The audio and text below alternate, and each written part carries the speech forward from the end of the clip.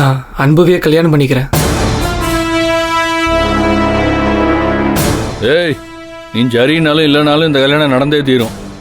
உங்ககிட்டலாம் அனுமதி வாங்கணும்னு அவசியம் இல்லை. என்னைக்கு நீ இந்த வீட்டை விட்டு ஓடினியோ அப்பவே உனக்கு இருந்த கொஞ்ச நெஞ்ச சுதந்திரமும் போச்சு. இப்ப நீ தாலியை கட்டுனா கட்டித்தான் ஆகணும். அம்பிடுதான்.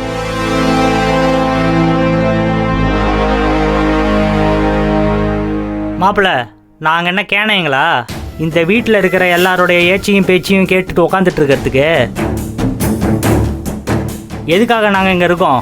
உங்களுக்கும் அன்புக்கும் கல்யாணம் நல்லபடியாக நடக்கணுன்ற ஒரே காரணத்துக்காக தான். இல்லைன்னா அறிவோட ஆட்டம் வேற மாதிரி இருக்கும், பார்த்துக்கிடுங்க. ஏங்க, நான் ஏதோ மனசில் இருக்கிறத சொன்னா எதுக்கு மிரட்டுறீங்க?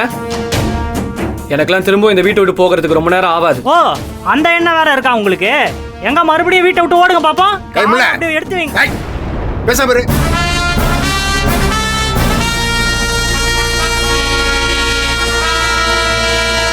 ஏப்பா கதிரே, என்னதான் இருந்தாலும் இவன் உங்க அண்ணன் குணசேகர வாரிசுல வீடு இருக்குத்தானே செய்ய. அவன்கிட்ட போய் நக்கலா பேசினா கோவம் வரத்தான் செய்ய. பா, நான் உங்ககிட்ட ரிக்வெஸ்ட் பண்ணிக்கிறது ஒண்ணுதான்ப்பா. என்னப்பா? தயவு செஞ்சு இனிமே பார்கவிக்கு நம்மளால எந்த பிரச்சனையும் வர வேண்டாம். நம்ம என்னடா பண்றோம்? ஏப்பா விடுப்பா, இவங்கிட்ட பேச்செல்லாம் வளர்க்காத. அதான் சம்மதம்னு வழிக்கு வந்துட்டான் இல்ல, சட்டுப்பட்டுன்னு வேலையை ஆரம்பிப்போம்.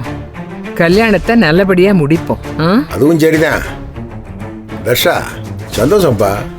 நீ சம்மதிச்சு இந்த கல்யாணம் நடக்கிறது ரொம்ப சந்தோஷப்பா, ரொம்ப திருப்திப்பா.